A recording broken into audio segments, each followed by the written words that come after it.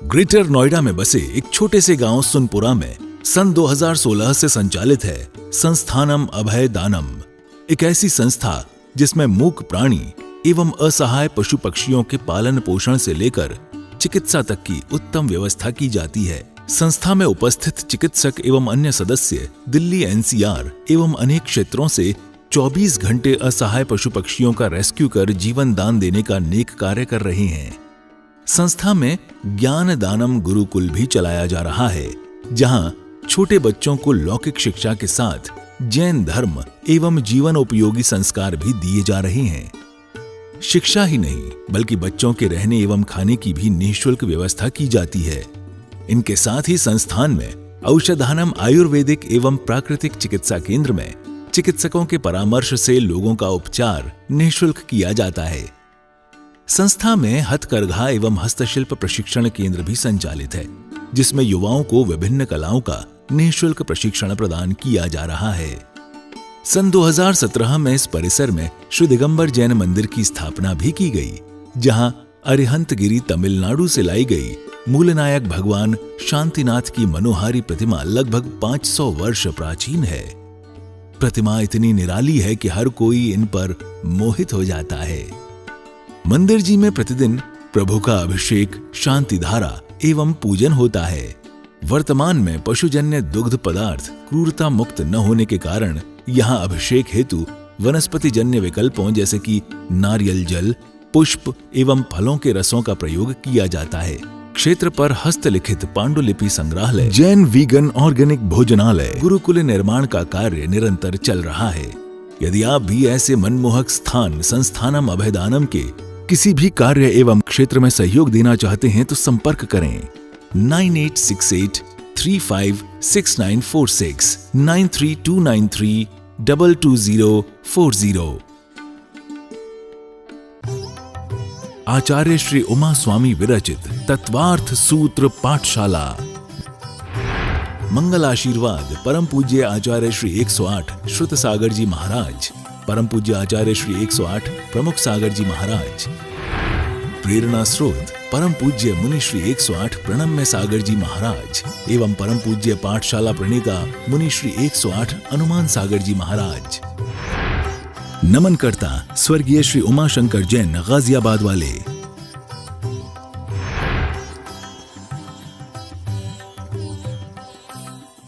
मुक्त जीव की आत्मा एक समय में अविग्रह गति में, यानी कि बिना मोड़ के सिद्ध शिला पर उत्पन्न हो जाती है, सिद्ध शिला पर पहुंच जाती है। अब बीच में इतने सारे स्वर्ग हैं, कितने सारे पर्वत आएंगे, क्या क्या आएगा, कोई भी बाधा उनको नहीं होती, बाधा रहित है। अगर यहाँ से मरण प्राप्त करके उधर कमरे में पैदा होना है तो कोई दीवार, कोई बाधा जब जीव को नहीं रोक पा रही, जिसके साथ कार्मण शरीर है, तो जिसके साथ कार्मण शरीर भी नहीं है मुक्त जीव के, उसको कौन रोकेगा। वो इतने सारे स्वर्गों को पार करते हुए 16 स्वर्ग, फिर ग्रहवेग, फिर अनुत्तर विमान, सबको पार करते हुए सीधे सिद्ध शिला पर डायरेक्ट पहुंच जाती है। मुक्त जीव की आत्मा एक समय में अविग्रह गति में ही, है ना, सिद्ध शिला में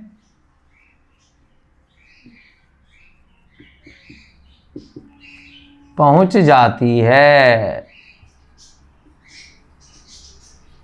और वो कैसी होती है?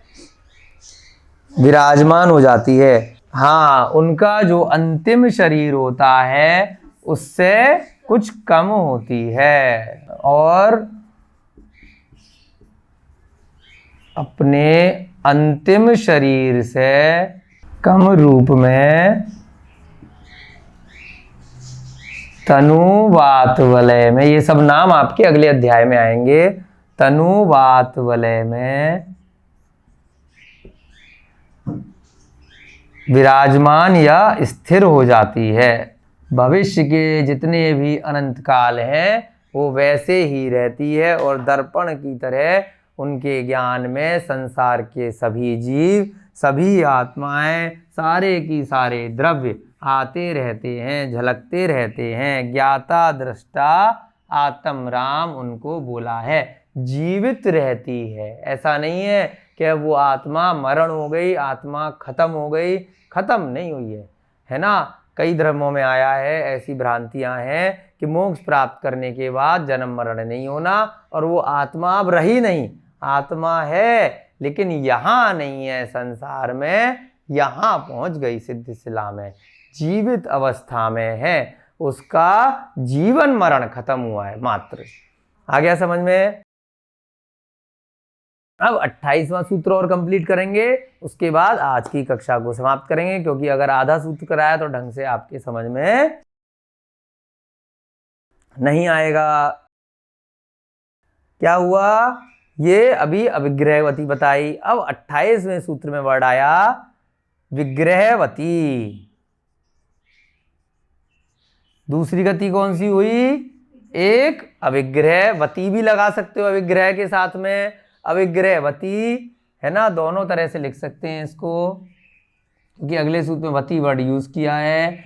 अविग्रहवती गति ऐसे भी लिख सकते हैं, और कई जगह मात्र अविग्रह गति भी लिखा रहता है। ठीक है, ऐसे ही विग्रहवती हो गया, यानी कि मोड़ सहित। जैसे ये मोड़ वाला बताया था, मुड़ के जाना है, मोड़ सहित। फिर क्या आया? च से क्या तात्पर्य निकाला? और। अब और का अर्थ क्या निकला? हाँ, ये आचार्य महाराज शॉर्ट में बात करते हैं, विग्रहवती भी हो सकती है और अविग्रहवती भी हो सकती है, क्योंकि पिछले सूत्र में अविग्रह वर्ड यूज किया था। अविग्रहवती यानी कि मोड़ रहित। संसारी जीव दोनों प्रकार से जा सकते हैं, कि यहाँ मरण को प्राप्त हुए मनुष्य गति से, और यहाँ पर मान लीजिए स्वर्ग में उत्पन्न होना है, और ऐसी जगह उत्पन्न होना है कि ठीक अपने ऊपर ही होना है। तो क्या होगा? वो अविग्रह गति में भी जा सकता है संसारी जीव, एक समय में ठीक ऊपर वहीं उत्पन्न हो जाएगा, या नीचे वाले फ्लैट में से मरे और ऊपर वाले फ्लैट में उत्पन्न होना है, बिल्कुल उसी जगह पर वहीं पर होना है ना। तो क्या होगा? यहाँ से मरते ही वहां उत्पन्न होने से क्या तात्पर्य है? गर्भ में आना। ये नहीं है कि बाहर दिखने लग जाए। जो 9 माह तक अगर मनुष्य गति में गर्भ में है, तो बाद का नहीं है कि जब बाहर आ रहा है जीव, जब गर्भ में वो जीव गया यहाँ से मरण प्राप्त करके, तो बिल्कुल अगर मान लीजिए जिस माता के गर्भ में जन्म होना है वो ऊपर बिल्कुल ठीक दिशा में है, तो सीधे उस समय का जीव, क्योंकि 1 सेकंड के असंख्यातवें भाग में तो जीव उत्पन्न हो जाता है, और गर्भ में तो 9 माह वैसे ही लग जाने हैं, तो तब की उत्पत्ति नहीं मानेंगे। उत्पत्ति कब की है? यहाँ मरे और वहां गर्भ में चले गए, तो उस समय उत्पन्न हो गया। हाँ, कोई भी अगर जीव गर्भ में आया है, तो कहीं कोई जीव का 1 सेकंड के असंख्यातवें भाग पहले मरण हुआ, और वहां तो दुख मन रहा है और यहाँ सुख मन रहा है। इसी को जीवन मरण का चक्र बोला। संसारिण यानी संसारी जीवों की, संसारी जीवों की ये दोनों गतियां हो सकती है। प्राक माने होता है पहले, प्राक माने पहले, चतुर्भ्य माने 4 समय से पहले। चतुर्भ्य 4 समय,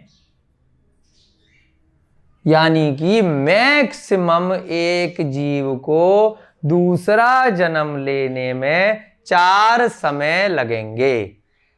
एक समय क्या होता है? सेकंड का भी असंख्यातवां भाग, काल का वह सूक्ष्मतम भाग जिसका पुनः भेद ना हो सके। सेकंड का तो भेद हो जाता है। आप लोगों ने देखा होगा आजकल जो रेस वगैरह लगाई जाती हैं, बड़ी बड़ी रेस होती हैं, टीवी पे भी आती हैं, तो 1 मीटर चल रहा होता है, इतनी तेजी से भागता है कि सेकंड को भी वो 100 भाग में या कहीं कहीं 1000 भाग में वो डिवाइड कर देता है। फॉर्मूला 1 की कार रेसिंग होती है, इतना सूक्ष्म उसमें तेजी से मीटर भागता है। आपके मोबाइल में भी कई बार स्पीडोमीटर होते हैं, है ना, छोटी छोटी घड़ियां आती हैं, तो सेकंड का 100,000वां भाग तो मशीन ने भी निकाल लिया है, लेकिन उसके भी भाग किए जा सकते हैं।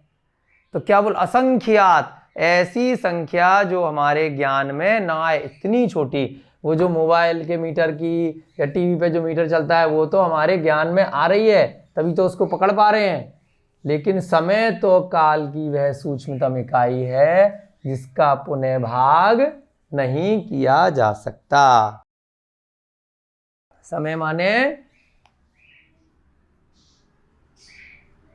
काल की, यानी कि जो टाइम है, जो समय बढ़ रहा है आगे, प्रतिदिन, प्रति समय, प्रति सेकंड, काल की वह सूक्ष्मतम इकाई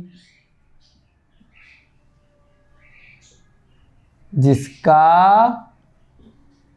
उसके बाद भाग नहीं किया जा सकता, अंत बिल्कुल, जिसका पुनः भाग नहीं किया जा सकता, उसे क्या बोलते हैं, समय। तो उस समय के मैक्सिमम 4 समय तक जीव मरण प्राप्त करके उत्पन्न हो जाएगा। कौन सा वाला, संसारी। मुक्त वाला कैसा है, वो तो स्ट्रेट लाइन में जाएगा, तो वो एक समय में उत्पन्न हो जाएगा, क्योंकि घूम के जाना है तो यूटर्न लेने में थोड़ा टाइम लगता है, तो इसीलिए वो उस जीव के लिए क्या बोला कि भाई 4 समय तक वो उत्पन्न हो जाएगा मैक्सिमम।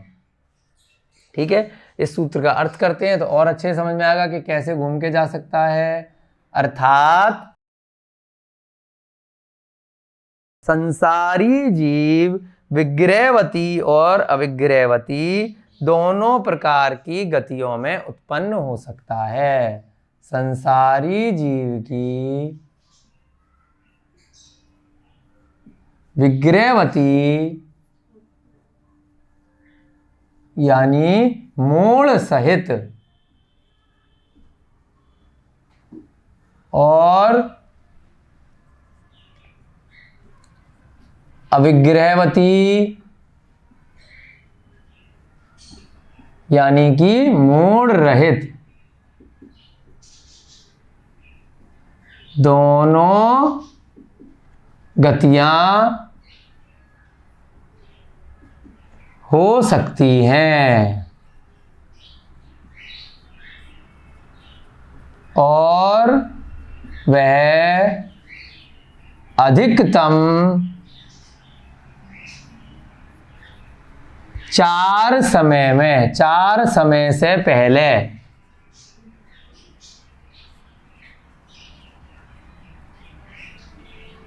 तक हो सकती है।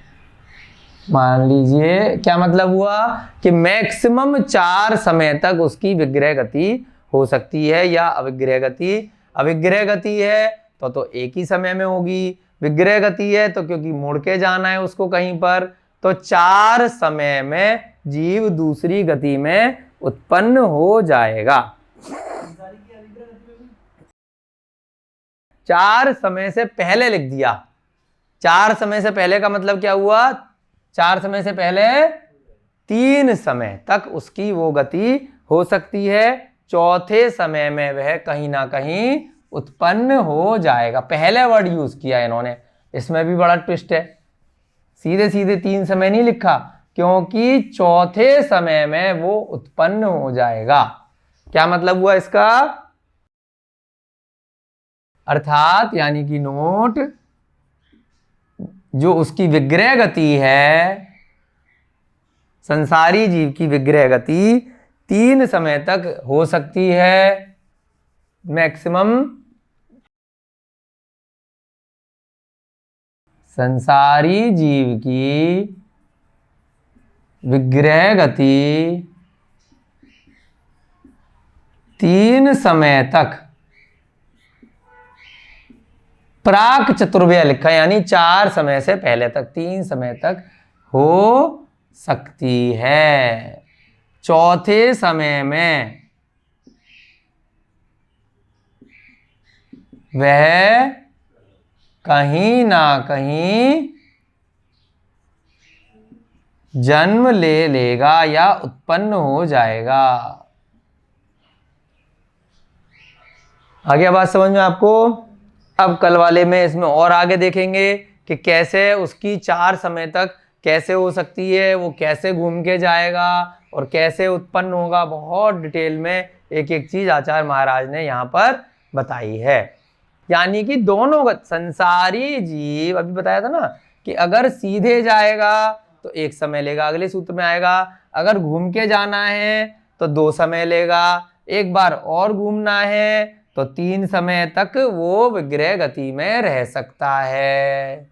चौथे समय में वो उत्पन्न हो जाएगा। जितने मोड़ होंगे, अगले सूत्र में कल आपको कराएंगे, जितने मोड़ होंगे उतनी बार वो उतने समय लेगा। यानी कि सीधे जाएगा तो 1 समय, घूमा फिर 1 समय और लगा, फिर घूमा फिर 1 समय और लगा, फिर उसके बाद वो उत्पन्न हो जाएगा। वो अगले सूत्र में आपकी शंका को आचार्य महाराज ने एक्सप्लेन कर लिया कि अगर सीधे जा रहा है तो ऐसा है कि फिर उसको स्पीड की कोई लिमिट नहीं है, बस मोड़ के हिसाब से उसको टाइम एक्स्ट्रा लगना है, क्योंकि मुड़ना है। सीधे जाएगा तो यहाँ 3 लोक में मध्य लोक से सीधे सिद्धिशिला पे 1 झटके में पहुंच गया। नीचे निगोद है, नरक से भी अगर सीधे ऊपर जाना है एक इंद्रिय पर्याय में, कहीं एक ही समय में सीधे पहुंच जाएगा। प्राकृतिक वातावरण में स्थित है। यहाँ बहुत सुंदर हसमुख प्रतिमाएं, नेमिनाथ भगवान की, मुनीश्वरत्व भगवान की दर्शन करके मन प्रफुल्लित हो जाता है। यहाँ पे गौशाला चल रही है, पशु पक्षियों के लिए प्राकृतिक वातावरण है और खाने की भी यहाँ उत्तम व्यवस्था है।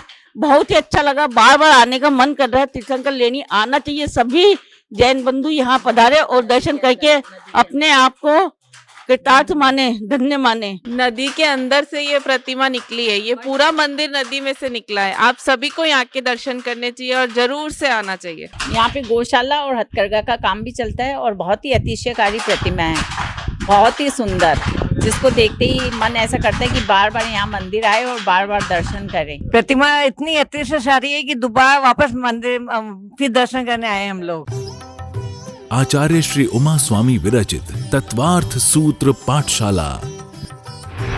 मंगल आशीर्वाद परम पूज्य आचार्य श्री 108 श्रुत सागर जी महाराज, परम पूज्य आचार्य श्री 108 प्रमुख सागर जी महाराज। प्रेरणा स्रोत परम पूज्य मुनि श्री 108 प्रणम्य सागर जी महाराज एवं परम पूज्य पाठशाला प्रणेता मुनि श्री 108 अनुमान सागर जी महाराज। नमन करता स्वर्गीय श्री उमाशंकर जैन गाजियाबाद वाले। प्रायोजक ज्ञान दानम गुरुकुल।